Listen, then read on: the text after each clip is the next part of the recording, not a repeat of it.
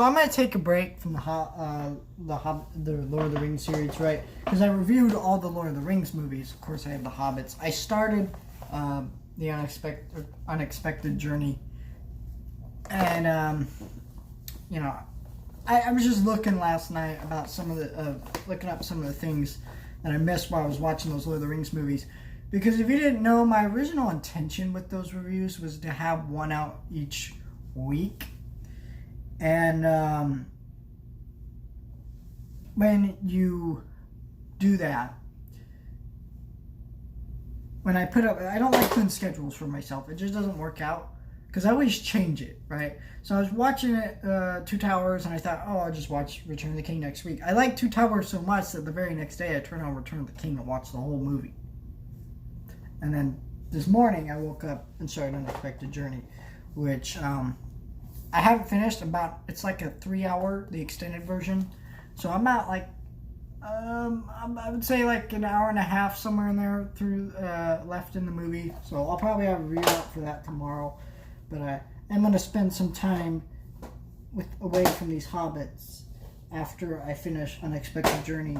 I don't know exactly for how much time. I'm not going to put a schedule on myself. If these reviews come out ahead of time, oh well. I mean, but right now I'm just catching up on some things that that had popped up on streaming that I needed to watch. Some things that I had gotten in the mail. Like I just got a copy of Anaconda in the mail. I got movies for my birthday. This stuff popped in. I have other movies that I've had for a really long time, so I don't watch other things like that. So yes, I do need to spend the time watching other things right now. I Still Believe on Hulu, which just popped up, which, by the way, that was a movie that I was originally going to go see in the theaters. I missed it in the theater. I think I tried to go the Tuesday before my school shut down, and with the whole pandemic news going on, I was like, nope, we're not going to do that. So I didn't end up going to the theater. But I still kind of want to see it. I started a little bit of it last night. Maybe I'll finish the rest tonight. Did not seem all that good to me. But Amazon Prime just dropped an original movie.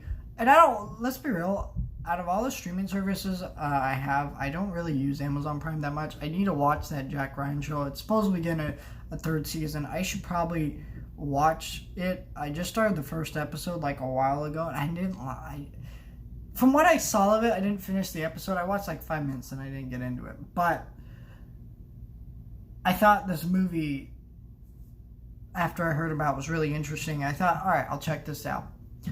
Because if you don't know me, I love sci-fi. I love 50s sci-fi more specifically. I love all sci-fi, but 50s sci-fi is phenomenal.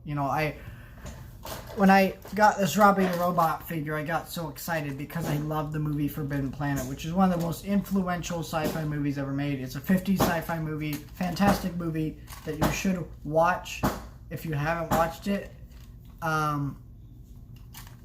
Also, I love The Iron Giant, which is a movie influenced by 50s sci-fi. Thing from Another World, that's a 50s sci-fi movie that John Carpenter eventually remade into The Thing, which both are incredible, and you should watch both. But, I like that kind of stuff. I like the original Godzilla, which is kind of sci-fi, kind of horror-ish stuff, which is 1951, or 1954, I believe. Of course, Godzilla become more sci-fi after that movie, but I'm still saying, I love that kind of era of movies to sci-fi. The original War of the Worlds, finally getting a Criterion release. Love that movie. Of course, I prefer the Steven Spielberg one. But maybe I'll change when I pick up that release and actually watch the War of the Worlds again on Criterion. But in terms of this movie, The Vast of Night, this movie is influenced by 50s radio dramas and sci-fi's movies. It is very unique. This film was released at a film festival. I think it was Fantastic Fest. And of course, I didn't go to the film festival. Otherwise, you would have heard me talk about everything I saw, reviewed everything. But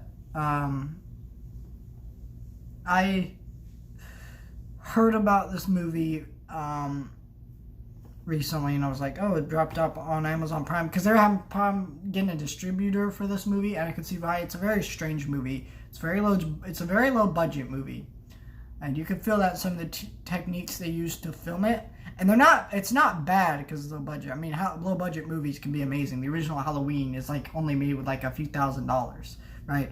You know, the mask that Michael Myers wears is a,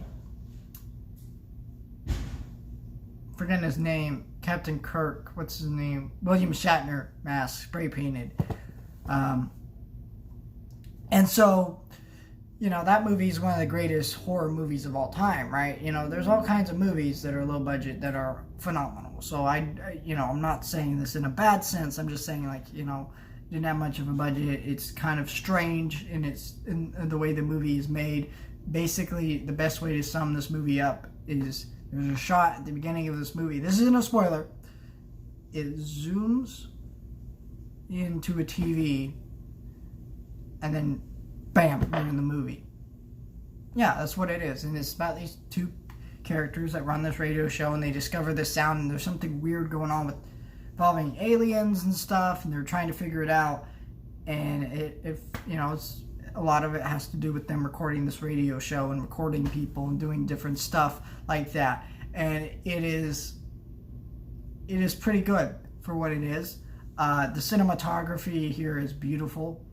I think the movie is a little too dark. Could have been color corrected to brighten it up a little bit. Like, it's kind of hard to see certain shots, but the cinematography here is brilliant.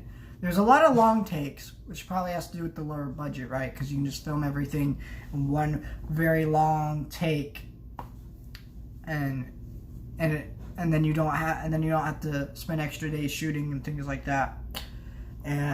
It works to the film's benefit. I think those shots are really beautiful. I think almost all the cinematography here is beautiful. There's a couple shots that are a little weird. The acting here is all fantastic. All the performances are excellent here. The pacing's all right. It could have been a little bit better, but it's not too much because the movie's already pretty short. It's literally only an hour and 30 minutes, so it's not that long of a movie. It's really, it's kind of a quicker movie too, but also it is a lot of talking. But what I do have to say about this movie is it's not going to be for everyone. There are going to be some people going to go into this movie expecting some big alien sci-fi thing. It's not that. It's a quieter movie. It's a lot more characters talking, trying to investigate things, figure things out. It's not this big sci-fi epic. It's just a quieter movie about these people investigating. It's kind of a more of a thriller sci-fi movie, and a lot of it is talking. You know, almost all the sequences are people just talking. So that's just kind of how the movie is. So I can get why some people wouldn't like that tone of the movie. I would just say this: if you like 50s sci-fi and movies like Forbidden Planet, Thing from Another World, Iron Giant, and things like that, which obviously Iron Giant is not a 50s movie, but it is set in the 50s. It's influenced by that stuff, so I kind of associate on that same branch. But if you like that stuff, check this out. If the movie, from my review, it sounds appealing to you, you probably will like it. There's not many movies like this. I suggest that, honestly, everyone check it out. But at the end of the day, I kind of understand that this is not a movie that everyone is going to like, everyone is going to get into. It's not bad for that reason. It's just kind of a slower pace, slower burn movie. And then there's also going to be a lot of expectations from the description I just gave that are going to give the wrong impression about it. And if you even look up a plot synopsis for this thing, it's going to even do that, you know? So the best recommendation is check it out if it sounds appealing to you. Keep in mind everything I just said. And if it doesn't sound appealing to you, you probably will not like it. But if you still want to check it out, it's your fault if you don't like it. So, Which I don't get it with people, you know. They're always like, I don't want to check out a movie I may not like. Which is like, okay, but at least if you don't like it, you can say, hey, I saw it, I didn't like it. What's the point of, like, being weary of it, you know? Because a lot of movies that I really like are movies that I didn't know anything about and I didn't think I would like, and I love them. I love all kinds of stuff. I'm into all kinds of different movies. I didn't even think I would really like these Lord of the Rings movies that much. I've heard they're great, and I knew I would at least give them positive reviews, but I wasn't sure if it was like, yeah, I would love them personally, and that's kind of not what, and that's the opposite happened. I actually really love them, but you know, I'm just saying, you know, try new things every once in a while. Don't always be afraid to try something different, like you haven't watched. You know, don't be afraid to watch a movie that you've never seen before, or that you haven't heard of. That's kind of interesting and different. I recommend doing that. It's this movie. This movie's not great. It's not going to be ever. This movie's pretty great for what it is. I don't know what I'm going on. I'm kind of rambling. The point is, check this movie out.